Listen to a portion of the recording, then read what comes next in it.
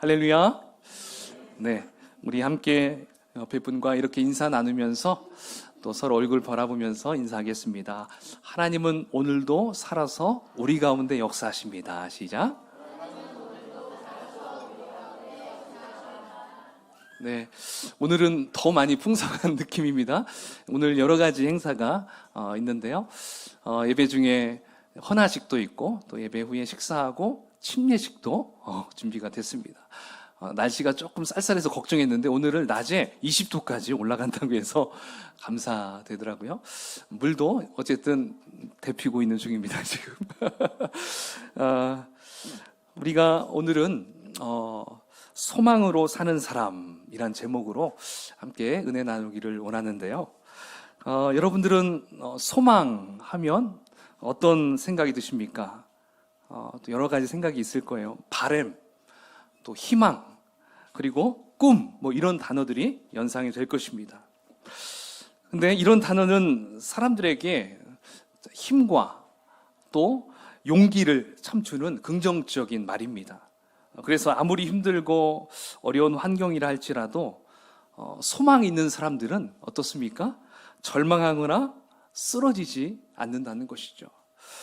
그러나 아무리 좋은 환경이 주어지고 능력이 있는 사람이라도 이 소망이 없으면 정말 쉽게 무너지고 절망하는 것을 보게 됩니다. 자, 그렇다면 여러분들은 소망이 있으십니까? 없는 분도 있는 것 같은데요. 다시 한번 물어보겠습니다. 여러분 소망이 있으십니까? 네. 자, 있으시다면 어떠한 소망을 소유하고 있습니까? 예. 여러 가지가 있겠죠.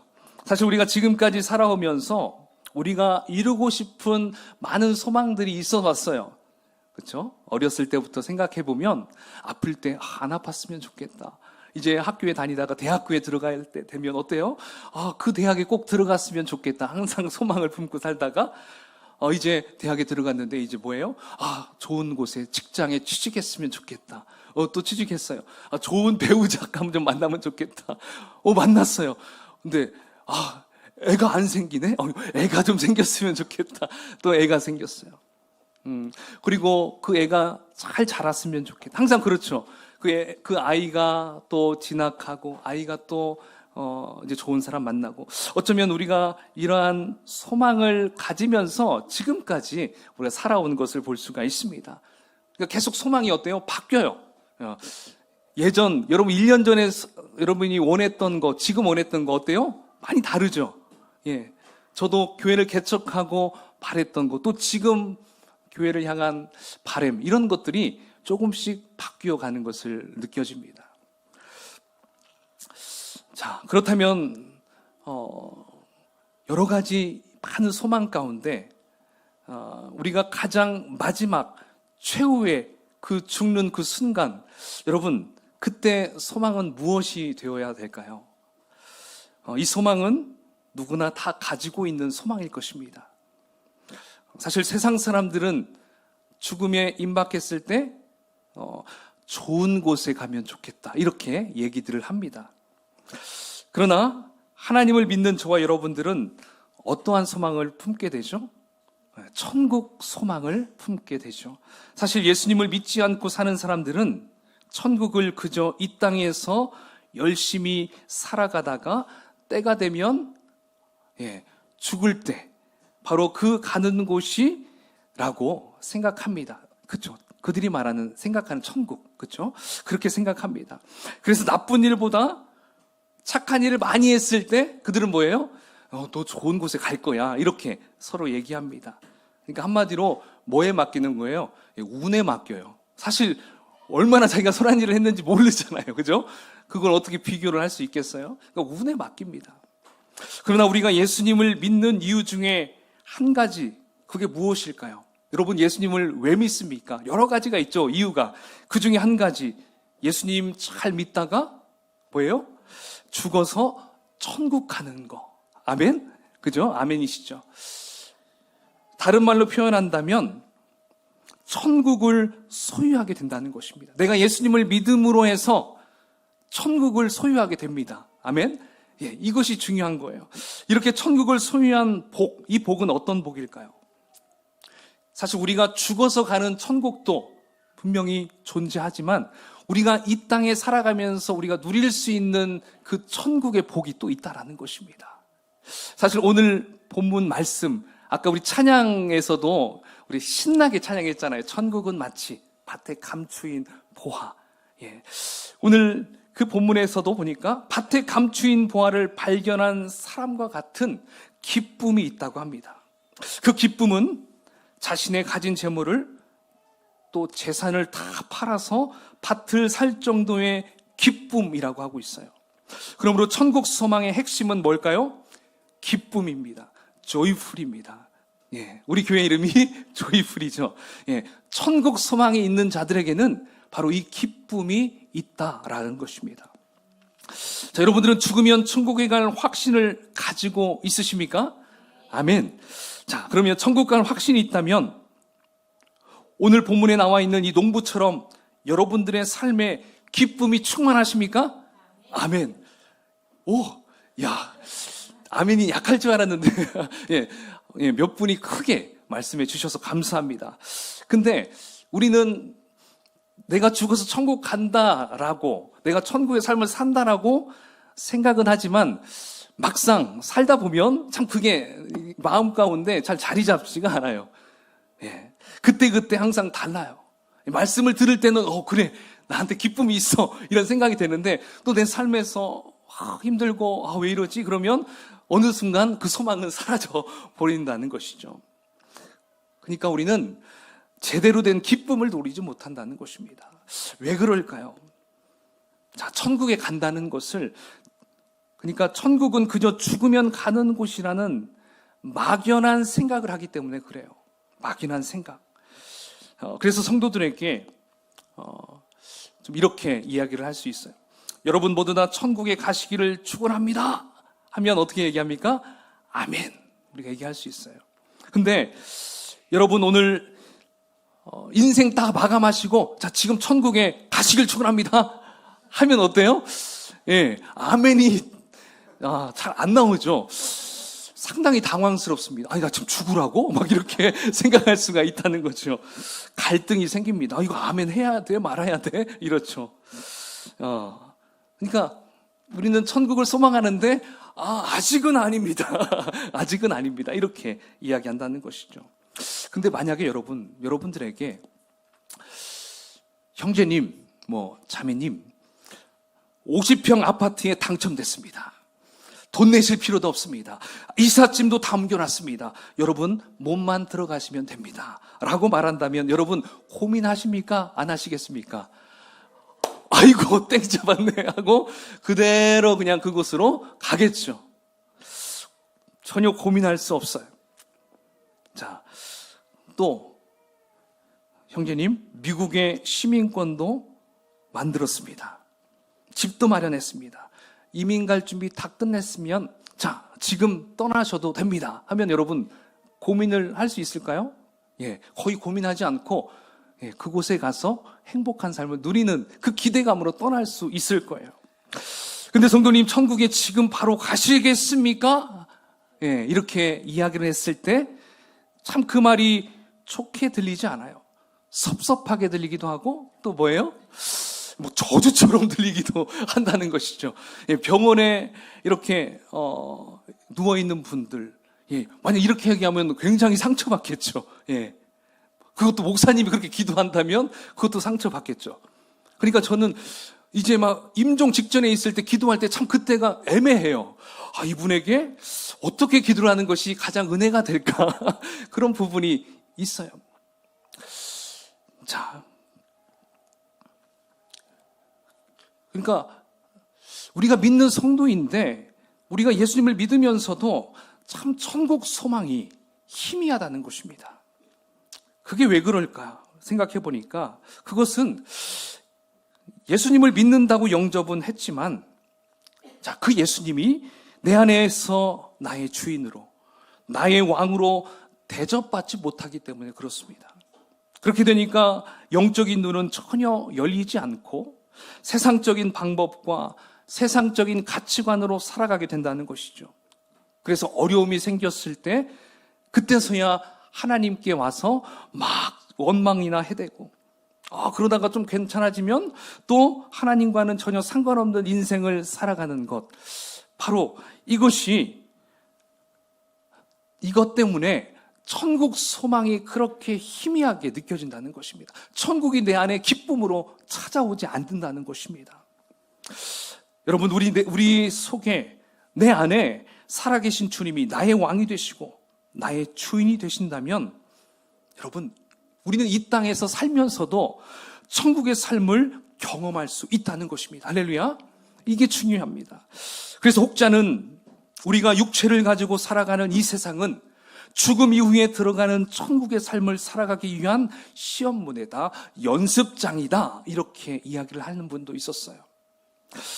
여러분, 이러한 삶을 사는 자들은 어떻게 바뀔까요? 바로 천국의 개념이 더욱 폭넓고 풍성하게 바뀐다는 것입니다.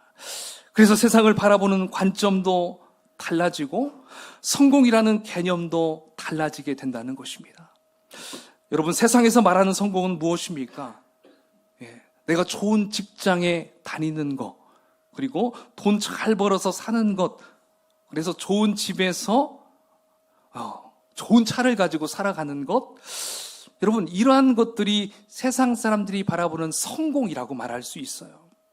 근데 변화된 삶을 사는 사람들은 다른 거 다 필요 없어요. 내가 지금 하나님과 얼마나 친밀함을 누리고 있는가. 할렐루야. 이것이 성공자냐 실패자냐, 여기에 달려 있다는 것입니다.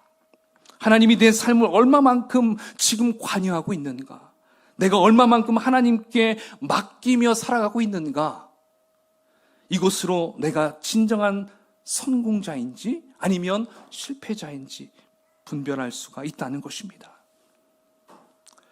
그래서 이러한 변화받은 자들이 말하는 그 하나님과의 친밀함, 하나님과의 그 사귐, 그리고 하나님 앞에 모든 것을 맡기는 그런 사람들을 성경적으로 생각할 때 이런 사람들을 어떤 사람이라고 얘기할 수 있냐면 하나님의 나라를 이루어가는 사람이라고 말할 수 있습니다. 하나님 나라를 이루어가는 사람. 자, 여기서 하나님 나라는 어떤 지리적인 공간의 개념이 아니라 통치의 개념으로 생각하면 돼요. 우리나라, 대한민국 하면 이렇게 나라의 어떤 그런 면적을 딱 생각할 수 있잖아요. 그러나 하나님 나라는 면적이 아니라 통치권이다, 이거예요. 그래서 내 삶의 영역에서 하나님의 통치권을 인정하고 순종하며 살아가는 곳은 그곳이 바로 하나님 나라다라고 말할 수 있다는 것이죠. 자, 그런데 신약성경 사복음서에 보면 같은 의미인데 낱말이 달라요. 단어가 달라요. 자, 마태복음에는 천국이라고 쓰여 있고요. 그리고 마가복음에 보면 하나님 나라라고 쓰여 있어요. 근데 사실 이 두 가지의 의미는 같아요. 근데 그 복음서를 읽는 사람의 시선에 맞추기 위해서 단어를 조금 그들이 이해할 수 있도록, 받아들일 수 있도록 그렇게 사용했다라는 것입니다. 자, 그렇다면 한번 그 본문을 한번 읽어볼까요? 마태복음 4장 17절과 마가복음 1장 15절. 자, 예수님께서 처음 공생의 사역을 시작할 때 선포한 말씀입니다. 읽어보겠습니다. 시작. 이때부터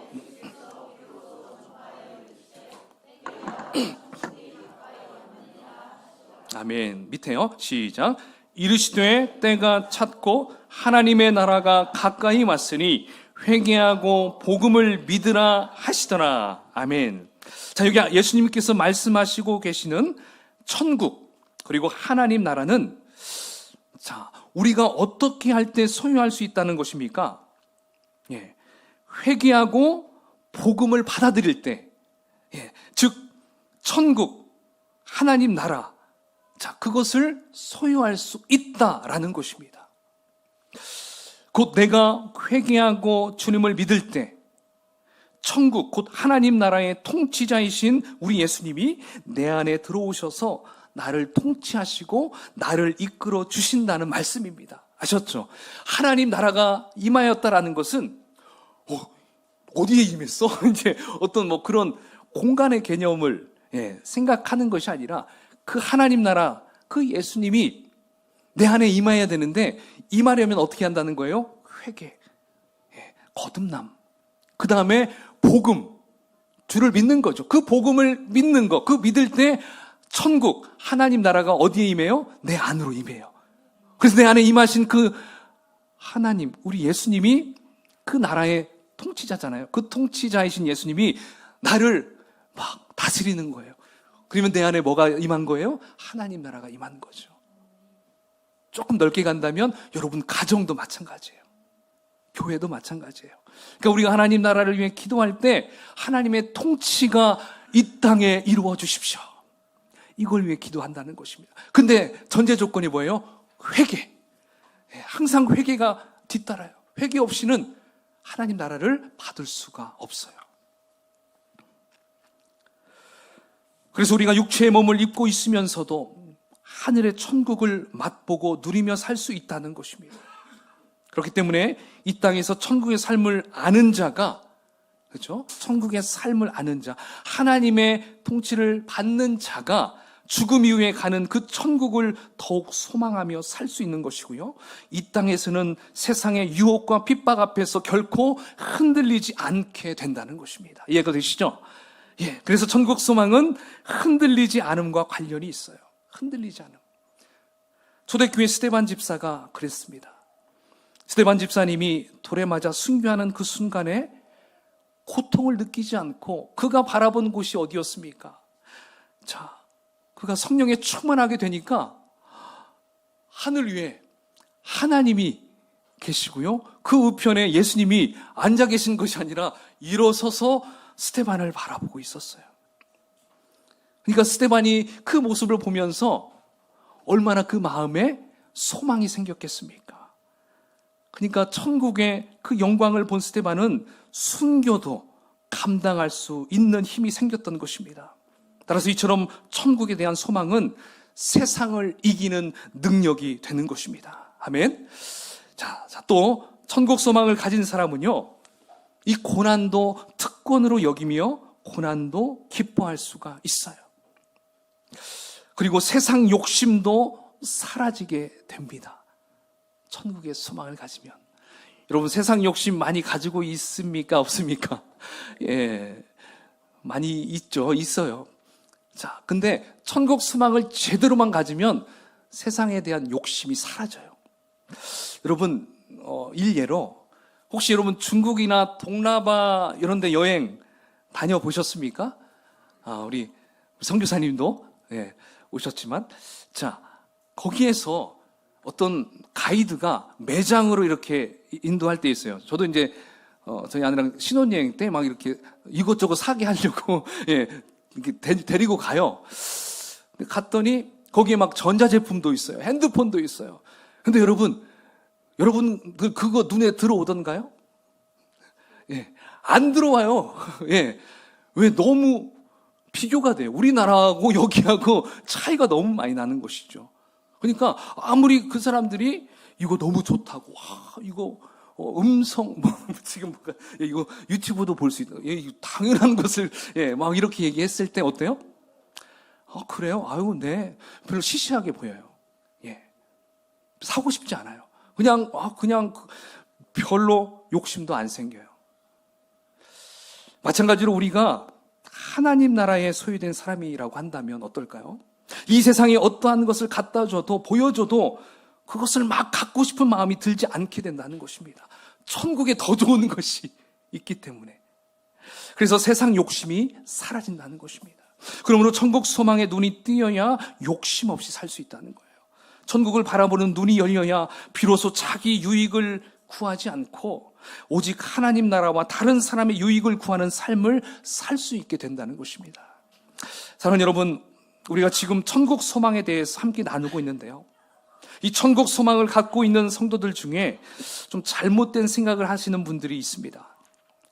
그러니까 천국에 대해서 이 세상과는 비교할 수 없을 정도로 좋은 곳이라고 생각을 하는데, 문제는 이것을 좀 오해하는 분들이 있어요.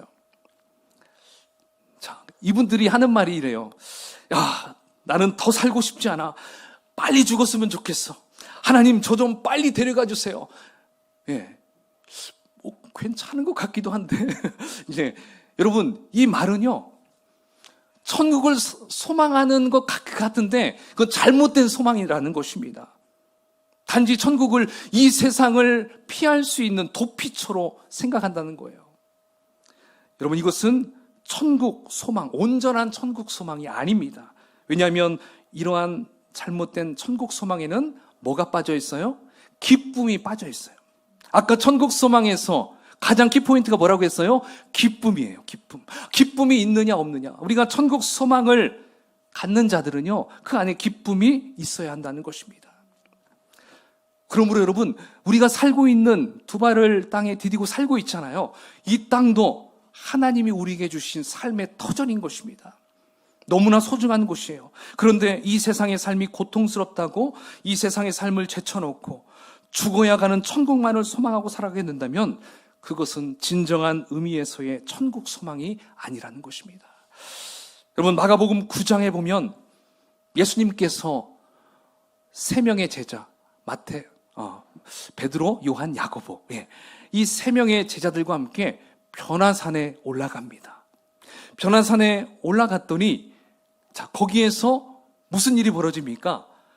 예수님과 모세와 엘리야가 거기에서 만나서 서로 이야기를 해요. 근데 예수님의 모습이 이 땅에 있을 때 좀 꾀죄죄한 그런 모습이 아니라 거기서 영광스러운 모습으로 예수님이 보이는 거예요. 모세와 엘리야는 또 얼마나 영광스럽겠어요. 거룩한 모습으로 천국에서 만났습니다. 내려오는 모습을 봤으니까. 거기에서 그것을 지켜본 베드로 뭐라고 얘기합니까? 주여, 우리가 여기 있는 것이 좋사오니 우리가 초막셋을 짓되 하나는 주를 위해, 하나는 모세를 위해, 하나는 엘리야를 위해서 지으면 어떻겠습니까? 여기가 좋사오니 여기서 삽시다. 막 이렇게 막 얘기를 했어요. 여러분, 이것이 천국을 본 사람의 소감이에요. 그 자연스러운 반응이 바로 이 베드로의 모습이에요. 너무 좋으니까 다시 내려가고 싶지 않는 거예요. 근데 여러분, 예수님은요, 그래, 그럴까? 이게 아니었습니다. 예수님은 거기서 잠깐 만나고 그 다음에 하산하십니다. 산에서 내려오십니다. 그리고 내려와서 예수님은 무엇을 하십니까? 귀신 들려 괴로움 당하는 아버지와 가족들을 치료해주고 고쳐줍니다. 즉 뭐예요? 예수님은 이 땅에서 남은 사역을 감당했다라는 것입니다. 여러분, 예수님께서 원하는 것이 이거예요. 우리에게 그냥 천국에 거기에서 구름 위에서 사는 것처럼 사는 것이 아니라, 물론 그때는 예배를 통해서 느끼고 이제 삶 속에 들어가서 너희들의 맡겨진 사명을 감당하라는 것입니다. 여러분, 사도 바울도 빌립보서에 보면 얼마나 고통스러웠는지 육신을 떠나 그리스도와 함께 거하기를 원했어요. 지금 당장이라도 할 수 있으면 천국 가고 싶습니다. 하나님, 이 정도까지 얘기할 정도로 힘이 들었어요. 왜요? 바울은 천국을 보았기 때문에. 3천층, 그죠? 아시잖아요. 그러니까 사도 바울은 그렇게 좋은 곳을 알기 때문에 하나님, 이제 저 좀 데려가 주십시오. 이 정도로 할 정도로 말씀을 했어요. 그러나 사도 바울은 천국에 가는 것보다 더 유익한 것이 있다는 것을 알았어요.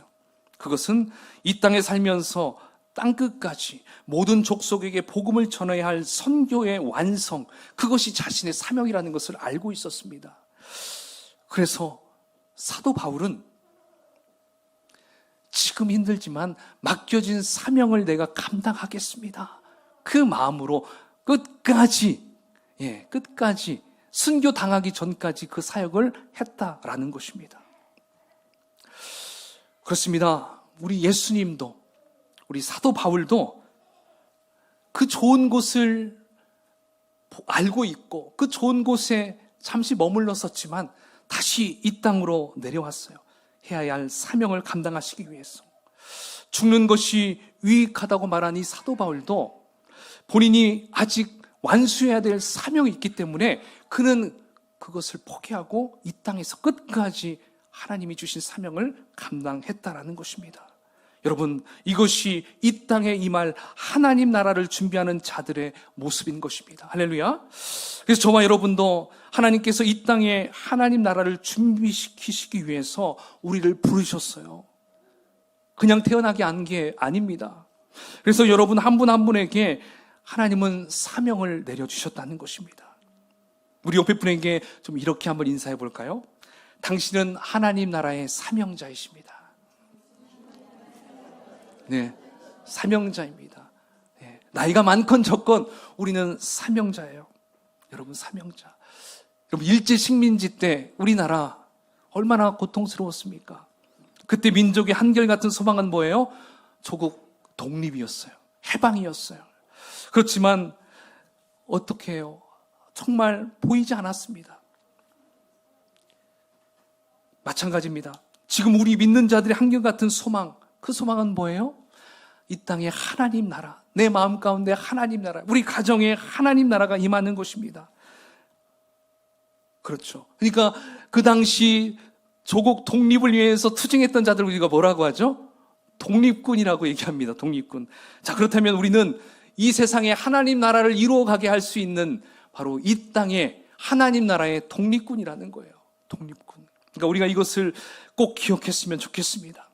여러분, 독립군들은 서로 뭐라고 얘기합니까? 김동지, 박동지 이렇게 얘기하죠.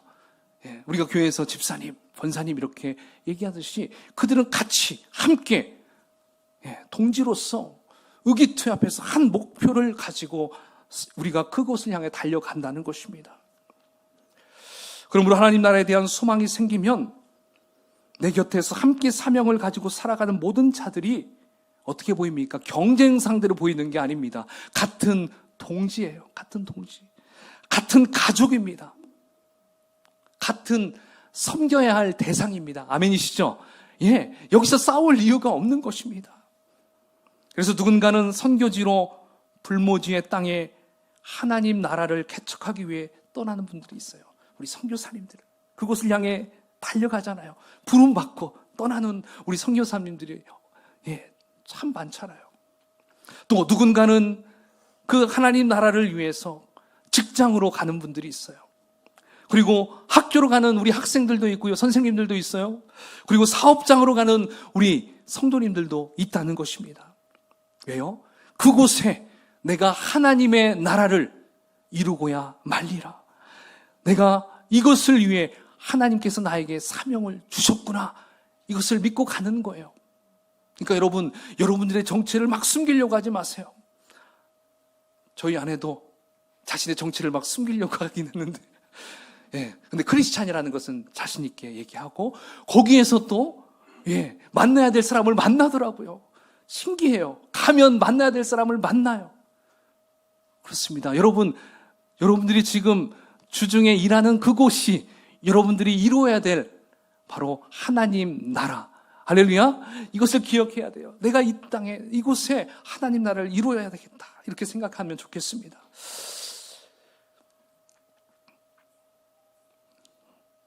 여러분, 이제 말씀을 정리하도록 하겠습니다.